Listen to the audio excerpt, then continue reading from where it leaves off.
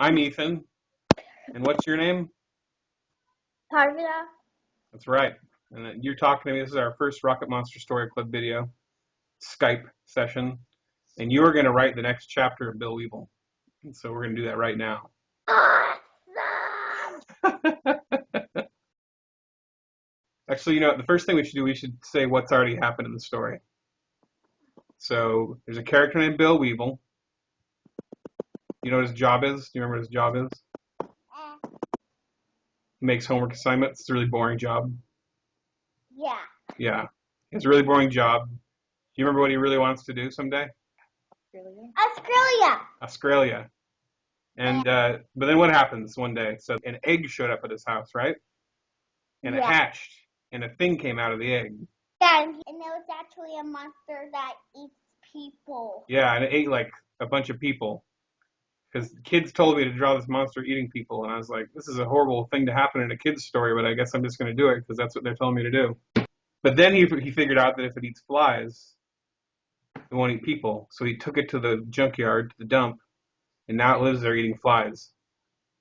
And now you're picking it up there. He just left it to live in the junkyard. So what do you think happens next? What do you think the owner of the junkyard thinks about having a monster in his garbage dump? You think he's okay with that? Yeah. He's fine with it? What about if he ever sends out workers? He's like, hey, Bill, can you go out there and tidy up? Hey, what happened to Bill? There's some out there with purple eyes. He just ate him. What would he do about having a monster that eats people in his junkyard? He would say, hey, monster, I'll kick you in the butt. Okay. Go out the junkyard in a little baby cage. He threatens him?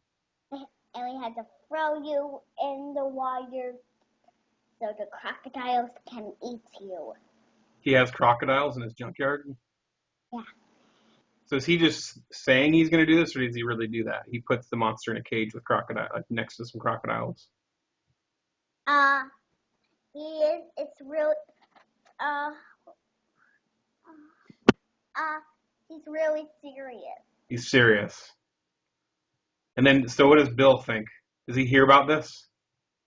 No. And when he came and he saw the monster dead. It was dead? That's a really sad ending. Is that the end? No, I'm just kidding. Oh. Actually.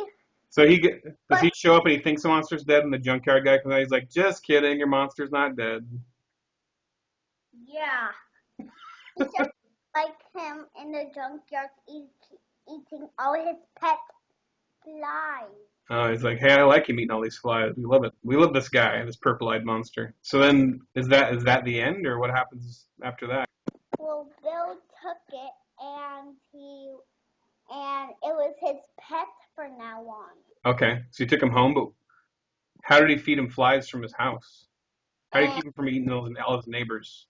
He didn't know he keeps this a secret. Yeah, the secret? He has 100 flies. Where are they? In his garage. He didn't know about that? Yeah, nobody. Why does he keep 100 flies a secret? Is he ashamed? But. Because what? But those flies, they can bite. And guess what? You know what the bite is? What kind of bite? Even if they bite you, you can bleed 100. You bleed 100?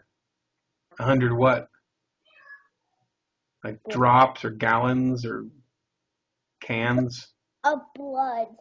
You bleed 100 bloods? Wow. That sounds like a lot.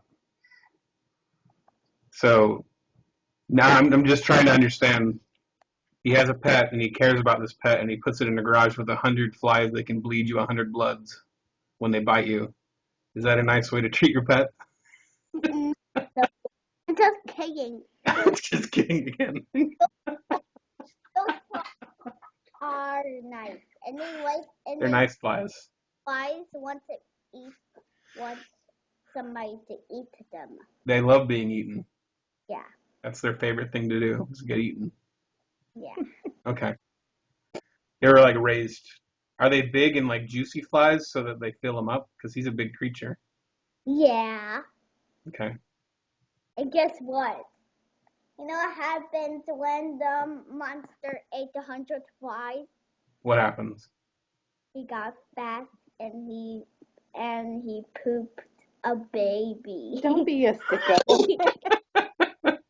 He got fat and he pooped a baby. Bill has an. I like that. That's a good cliffhanger ending. Now Bill's got two creatures and no food for him. This is getting interesting.